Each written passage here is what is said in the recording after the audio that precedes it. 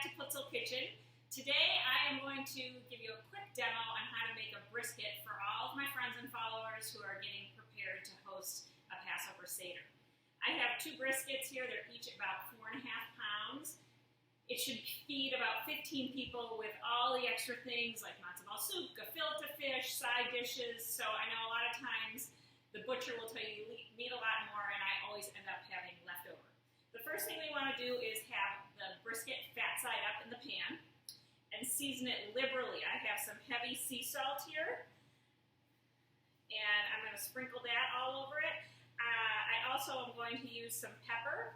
If you go onto the recipe in my blog, I have a great homemade seasoning. This is a seasoning, a steak seasoning from Second City Prime. It's this meat purveyor that I use, a local guy who's fabulous meat in a meat truck that he delivers to some of the finest restaurants in the city. So this has a combination of onion, garlic, probably some fennel and caraway, thyme, all that kind of stuff. So I'm seasoning that liberally, as well as some freshly ground black pepper. Be generous with this though, because there's nothing worse than having a bland brisket, although the worst thing would be for it to be tough. I'm then going to sprinkle it with carrots, onions, fennel, and celery.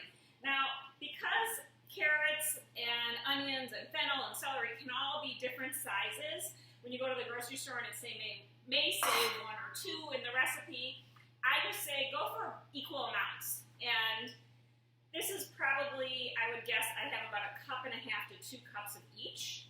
So I'm going to just sprinkle here and make sure that when you do dice it, that they're equal sizes, because it will cook evenly that way. You want it to be same shape, same size.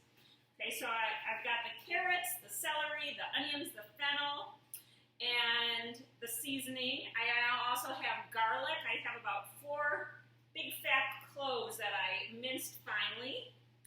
And when you're having trouble mincing it, you can always add a little bit of kosher salt that's coarse and try and mash a little bit with the side of your knife.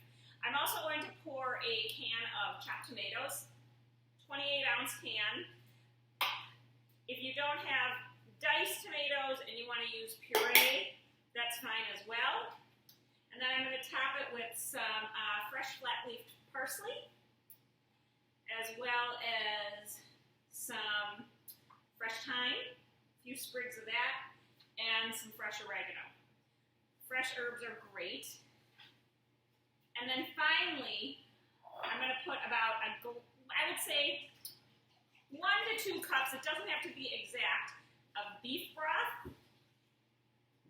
1 to 2 cups of red wine. If you don't want to use red wine, you can use Coke or beer. If you're using Coke or beer and you're keeping kosher for Pesach, just make sure it's made with sugar and not with corn syrup.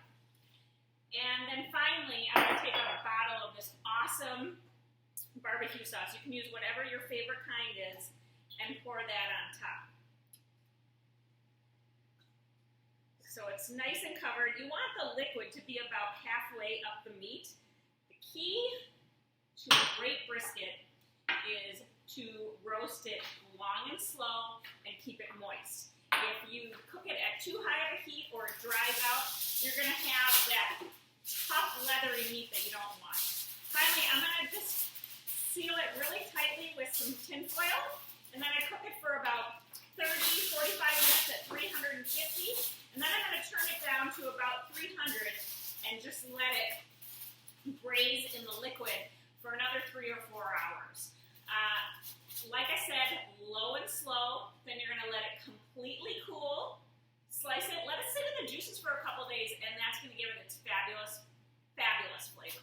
Have a sweet Pesach, and if you have any questions, feel free to email me, Nicole@untitled.kitchen.com.